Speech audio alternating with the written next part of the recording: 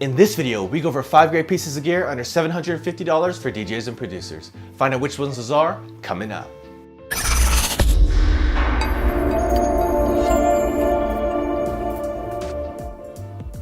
Thank you for watching PDot TV, where you'll find tips, tricks, and tutorials for DJs and music performers. Now let's get into the video. So the first item we have up is the Pioneer DJ SR2. Now this is probably one of the most popular 2-channel Serato DJ controllers, and for good reason. Not only do you get that nice, really familiar Serato DJ layout, but you also get that Pioneer quality behind it. So not only is this a 2-channel DJ controller for Serato DJ, but it can also function as a standalone mixer as well, as long as the power supply is plugged in. Another big plus of this newer version of this SR2 is that now it has XLR outputs, where the previous version just had 1/4 inch outs. So that's really nice because now you have XLR outs, 1/4 inch outs, as well as RCA outs as well. So you have all the different kind of connection options. So whatever you need to plug up to, you're ready to go, good to go, either if you're playing on this by itself with Serato DJ, or if you have turntables or CDJs plugged in. This thing is awesome for the price. Really nice piece of gear. I like the fact that it has a lot of metal on it. It's not just a plastic controller, so it has some weight and has some sturdiness to it. And if you're in the market for a Serato DJ controller under $1,000 and you don't need 4 channels, this is one of the best options. And speaking of Serato DJ, this is the MixRs Duo MK2 2-channel mixer for Serato DJ. To me, this is probably one of the best, if not the best, sub $1,000, under $750 Serato DJ mixers out. You get a really nice crossfader and a really clean layout. It really mirrors the layout of the tried and true Traktor Control Z2, where you have your cue points on the side, and pretty much the whole fader section is pretty clear. So if you are into scratching and beat juggling and you want a mixer with Serato DJ built in, so you don't have to plug in an external box like a SL4 or a Denon, Serato DJ interface, this is a really good option. You also get some other controls as well for Serato, so you have your looping controls, as well as the ability to, access your samples as well. So this is a nicely equipped Serato DJ mixer. It's not, the best and most equipped Serato DJ mixer out there, but if you need something that has Serato DJ built in with controls for the software, this is probably your best low budget bet. Now switching over to the production side of things, we have the Arturia Minibrute 2S. Now this is their newer version of the Minibrute, but this is the one without the keyboard.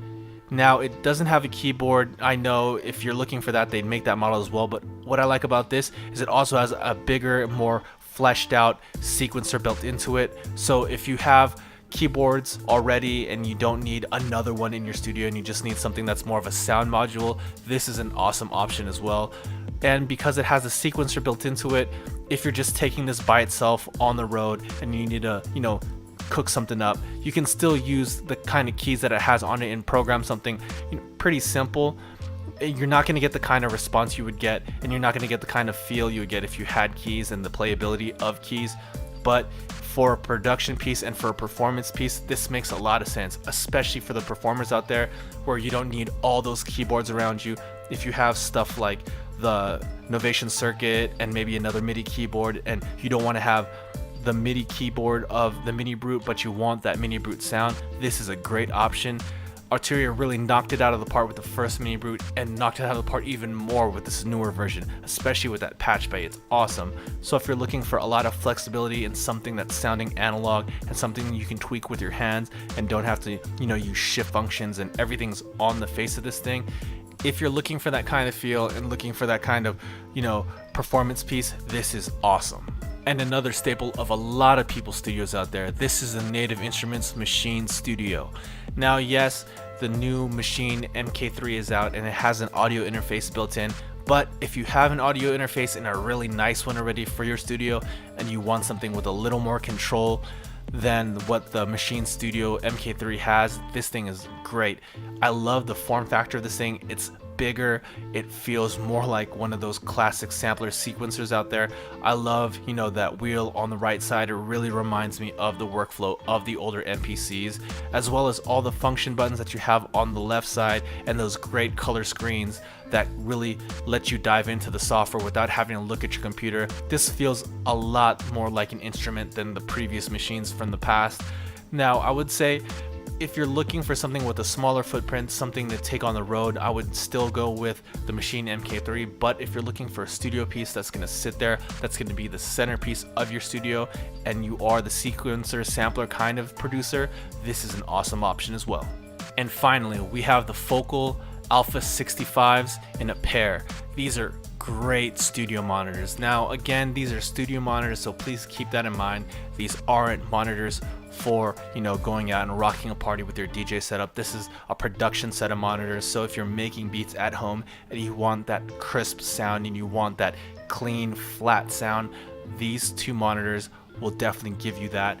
Great high quality. Focal's an awesome brand. It's been around for a while now, and they make some pretty pristine sounding monitors. So if you have the money to spare, even it's a little bit over that $750 limit, but even for $800, this is a great deal on an awesome sounding pair of studio monitors.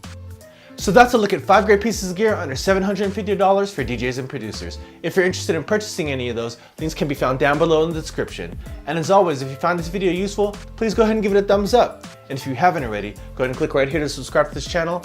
Or if you'd like to watch more content, go ahead and click on that video right there.